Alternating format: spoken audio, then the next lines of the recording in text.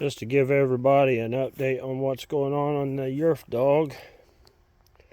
You see where it's sitting. It's out here in the weather.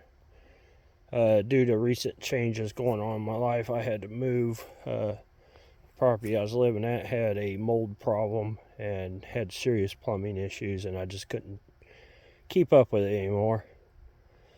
But I still have plans of making this a running go-kart again one day.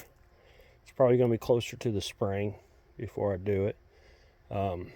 I've moved back out to the country, so this is pretty much my view. I'm actually building a shed that's going to help house that project. So, burn spot in the yard. But yeah, I just want to give people an update. Thanks to all 952 subscribers. I appreciate you. 48 more, and we'll be doing that LED light giveaway. So check that out. Link will be in the description. And on that video, and I'll be updating that very soon. So just bear with me.